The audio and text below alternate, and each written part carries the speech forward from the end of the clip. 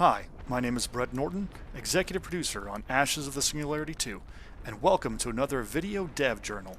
This Video Dev Journal is on power lines and flanking. Now, in previous Ashes 2 videos, we've talked about how Ashes is a game of regions, and each region is connected back to your headquarters through a series of what we'll call power lines. You can see from here that my headquarters way back over here in the corner is connected by a series of power lines all the way to the regions that I have way on the front line near the enemy base. Connected through these series, you can also see those on the mini-map. Now, I'm using those power lines to power this region, which has a motor pool, which is reinforcing the armies that I have attacking near the enemy base up here. Now, as you can see, these series of regions are actually connected by a small number of regions all the way back to my headquarters, which has left this motor pool in danger of being flanked and exposed.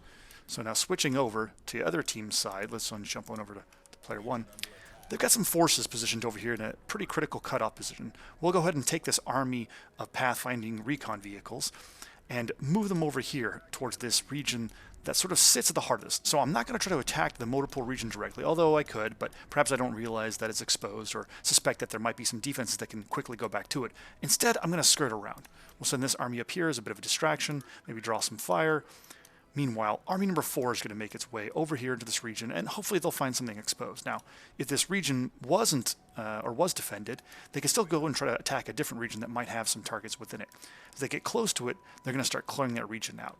So now that they're trying to capture that region, let's switch back over to see what it looks like from player Blue's perspective and see how they see it. So they're losing this region way here in the back line, and once that region goes down, it's going to cause a cascading problem with all their frontline regions. Now, as the blue team, I've lost power to all these regions, meaning all the production facilities and everything in those regions are now unavailable to me. I still have my armies here on the front line, but the closest reinforcement point for these armies attacking this enemy base is now way back here, much closer to my friendly territory, perhaps back at these motor pools. As you can see, it's way back up here on top of these hills near my base. Now this has created a situation where I'm going to have to stop, most likely move back, take this intersecting region here, all so I can just repower these various buildings and sort of continue my offensive deep into the enemy base. It hasn't necessarily crushed my offense immediately, but it's certainly put a big dent into it, and it's going to make it really hard for me to win a battle of attrition against the enemy forces which are steaming out of some of these bases over here right now. So that's one key way in which flanking and sort of understanding the power line and connection mechanics can impact your gameplay here in Ashes of the Singularity II. We hope that you'll wishlist Ashes of the Singularity II on Steam for 2026. Thank you and for watching.